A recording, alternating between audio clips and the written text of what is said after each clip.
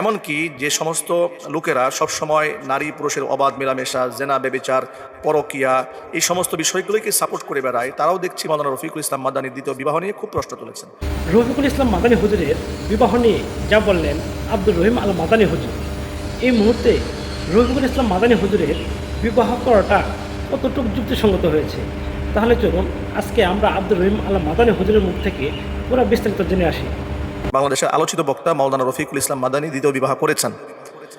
এমনকি এই দ্বিতীয় বিবাহের ব্যাখ্যা করতে গিয়ে তিনি বলেছেন যে আমি গুনাহ থেকে বাঁচার জন্য দ্বিতীয় বিবাহ করেছি। এই প্রশ্ন নিয়ে খুব বেশি তোলপাড় সৃষ্টি হয়েছে। কেউ কেউ বিতর্ক করে বলছেন গুনাহ থেকে বাঁচার জন্য ইস্তিগফারের আমল না করে তিনি বিবাহের পন্থা অবলম্বন করলেন কেন? এটা কোরআন এবং সুন্নাহ কতটুকু সমর্থন করে? আমরা মুসলিম শরীফের একটি বিখ্যাত হাদিস রয়েছে। নবীজি সাল্লাল্লাহু আলাইহি ওয়াসাল্লাম বলেছেন, ইয়া মা'আশারাশ শাবাব মান ইসতাতা'a মিনকুমুল বাআতা ফালইয়াতাযাওয়াজ ফাইন্নাহু আগাদ্দু লিল বাসারি ওয়া আহসানু লিল ফারাজি ওয়া মান লাম ইস্তাতি' ফাআলাইহি বিস-সাওম ফাইন্নাহু লাহু ভিজাউন আও কামা ক্বালা আলাইহিস সালাতু ওয়াস সালাম। বুখারী এবং মুসলিম শরীফের বিখ্যাত হাদিসের মধ্যে নবীজি সাল্লাল্লাহু আলাইহি ওয়াসাল্লাম বলছেন, হে যুব সম্প্রদায়, তোমাদের যাদের সামর্থ্য রয়েছে সে যেন বিবাহ করে নাই, কারণ এটা দৃষ্টিকে অধিক হেফাজতকারী এবং লজ্জাস্থানকে অধিক সংরক্ষণকারী। আর যার বিবাহ করার সামর্থ্য না আছে সে যেন রোজা রেখে তার যৌবনকে সংবরণ করে। নবীজি সাল্লাল্লাহু আলাইহি ওয়াসাল্লামের হাদিস দ্বারা প্রমাণিত হয় যে যৌবনের হেফাজতের জন্য বিবাহটা অত্যন্ত ফলপ্রসূ একটি আমল। নবীজি সাল্লাল্লাহু আলাইহি ওয়াসাল্লাম বিবাহকে উদ্বুদ্ধ করেছেন। মাওলানা রফিকুল ইসলাম মাদানী বলেছেন, আমি গুনাহ থেকে বাঁচার জন্য বিবাহ করেছি। আর এই বক্তব্যকে আমরা সমর্থন করতে পারি। তবে হ্যাঁ, আমি বর্তমান সমসাময়িক এই ব্যাপারে যে সমস্ত বিতর্ক দেখতে পাচ্ছি, সেই বিতর্কের মধ্যে অন্যতম বিতর্ক হচ্ছে যে তিনি দেখতে ছোট মানুষ, দেখতে খাটো মানুষ, তার অঙ্গ প্রত্যঙ্গের কী অবস্থা, তিনি কেন একাধিক বিবাহ করলেন, বিবাহের প্রয়োজনটা কি, বিবাহ নাও করে থাকতে পারতেন, বিবাহ না করে ইস্তিগফারের আমল করতে পারতেন। নানা ধরনের অযৌক্তিক কযৌক্তিক বিষয়গুলো দাঁড় করিয়ে তাকে নিয়ে খুব ব্যঙ্গ করা হচ্ছে, ট্রল করা হচ্ছে, তুচ্ছ-তাচ্ছিল্য করা হচ্ছে। এমনকি যে সমস্ত লোকেরা সবসময় নারী পুরুষের অবাধ মেলামেশা, জেনা, ব্যভিচার, পরকিয়া এই সমস্ত বিষয়গুলোকে সাপোর্ট করে বেড়ায়, তারাও দেখছি মাওলানা রফিকুল ইসলাম মাদানির দ্বিতীয় বিবাহ নিয়ে খুব প্রশ্ন তুলেছেন। আমি অত্যন্ত বিনয়ের সাথে সে সমস্ত ভাইদেরকে বলতে চাই, দেখুন, ইসলামিক ফিকহের একটা মূলনীতি রয়েছে, সেটা হচ্ছে আপনি ইসলামের বৈধ কোনো বিষয়কে নিয়ে ইস্তিহজা করতে পারবেন না, তুচ্ছ তাচ্ছিল্য করতে পারবেন না, ব্যঙ্গ বিদ্রুপ করতে পারবেন না। অর্থাৎ কোরআন এবং হাদিস যা বৈধ বলে ঘোষণা করেছে সেই বিষয় নিয়ে ট্রল করার কোনো সুযোগ নেই, তাহলে ঈমান নষ্ট হয়ে যাওয়ার আশঙ্কা রয়েছে। কারণ হচ্ছে নবীজি সাল্লাল্লাহু আলাইহি ওয়াসাল্লাম একাধিক বিবাহ করেছেন, সাহাবা ইকরাম করেছেন, তাবিঈনরা করেছেন, তাবিঈনরা করেছেন, পৃথিবীর সমস্ত আম্বিয়া আলাইহিমুস সালাতু ওয়াস সালামরা একাধিক বিবাহ করেছেন। সুতরাং একাধিক বিবাহ নিয়ে কোনো প্রশ্ন তোলা যাবে না।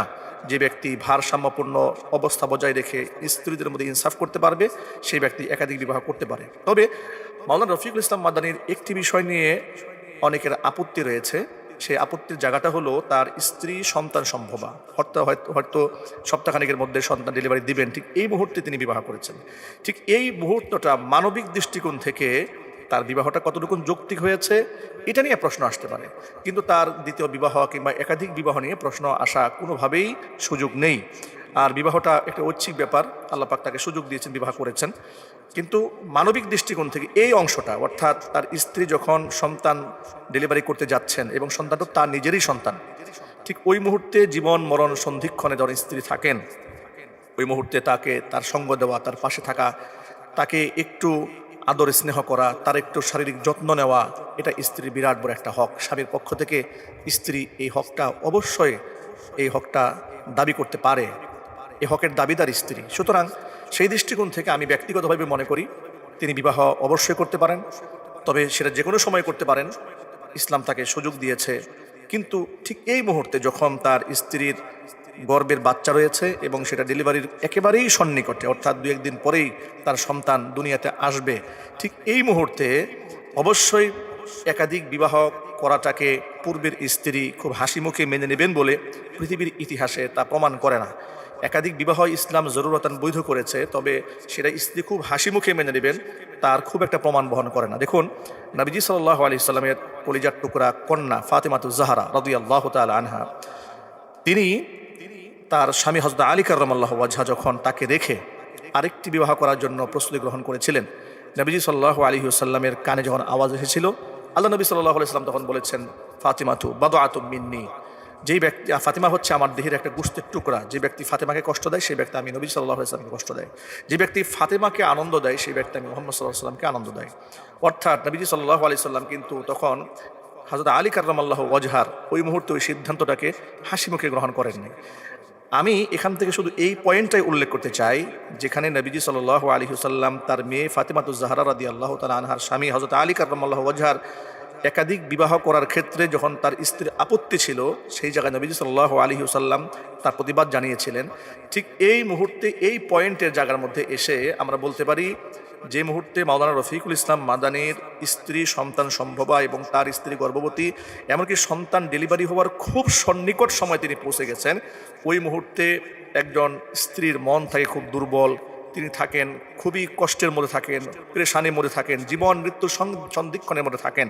ঠিক ওই মুহূর্তে যখন তার স্ত্রী তার স্বামীর পক্ষ থেকে ভালোবাসা পাওয়ার সময়, তাকে একটু সান্ত্বনা দেওয়ার সময়, তার একটু খেদমত করার সময়, ওই মুহূর্তে তার এই বিবাহ করাটা জনমনে একটা প্রশ্নের সম্মুখীন করেছে। সুতরাং আমি মাওলানা রফিকুল ইসলাম মাদানির এই বিষয়ে একটু আপত্তির জায়গা দেখলেও সার্বিকভাবে বিবাহ নিয়ে যেন কেউ ট্রল না করে বা ইসলামের বৈধ বিষয় নিয়ে হাসি তামাশা না করে কিংবা তার আকার আকৃতি নিয়ে ব্যঙ্গ বিদ্রুপ না করে, সেই বিষয়ে আমি জাতিকে সতর্ক করতে চাই যে আমরা অবশ্যই মাওলানা রফিকুল ইসলাম মাদানির দ্বিতীয় বিবাহ রাষ্ট্রীয়ভাবেও বৈধ, এমনকি কোরআন হাদিসের যে তিনি ব্যাখ্যা করেছেন যে আমি গুনাহ থেকে বাঁচার জন্য এটা করেছি, সেটা কোরআন এবং সুন্নাহ সমর্থন করে, সেটাও অযৌক্তিক কোনো বক্তব্য নয়। কিন্তু আমাদের প্রশ্ন শুধুমাত্র একটি জায়গায়, সেটা হচ্ছে যে তিনি যে সময়টাতে করেছেন, অর্থাৎ তার স্ত্রী দুদিন পরে সন্তান জন্ম দিচ্ছেন, ঠিক এই মুহূর্তে স্ত্রী হয়তো কষ্ট পাবেন, স্ত্রীর মনে আঘাত আসবে, এটা স্বাভাবিক একটা ব্যাপার। হয়তোবা তিনি মেনে নিয়েছেন, হয়তোবা তিনি বোঝাতে পেরেছেন, কিন্তু এত বড় কঠিন পরীক্ষার মধ্যে স্ত্রীকে ফেলে দেওয়া এই জন্য দায়িত্বশীল মানুষের ক্ষেত্রে এটা আশা করা যায় না, সমাজ এই জিনিসটা আশা করে না। আমরা এই জায়গাটা হয়তো প্রশ্ন তুলতে পারি।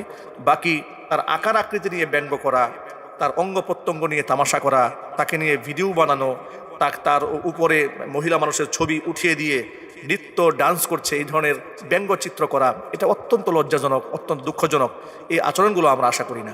আমরা দেখতে পাই যারা একাধিক বিবাহ নিয়ে অনেক বেশি অ্যালার্জি, যাদের অনেক বেশি প্রশ্ন যারা তুলেন, তারা কিন্তু আবার পরকীয় নিয়ে কোনো প্রশ্ন তোলেন না, তারা কিন্তু ফ্রি মিক্সিং নিয়ে কোনো কথাবার্তা বলেন না, তারা কিন্তু ব্যভিচার নিয়ে কোনো কথাবার্তা বলেন না, তারা কিন্তু বয়ফ্রেন্ড গার্লফ্রেন্ড নিয়ে কোনো কথাবার্তা বলেন না, তারা কিন্তু ওই কক্সবাজারের হোটেলে রাত্রি যাপন নিয়ে কোনো প্রতিবাদ করেন না, তারা কিন্তু সিনেমার অবাধ যৌনতা নিয়ে কোনো প্রশ্ন তোলেন না।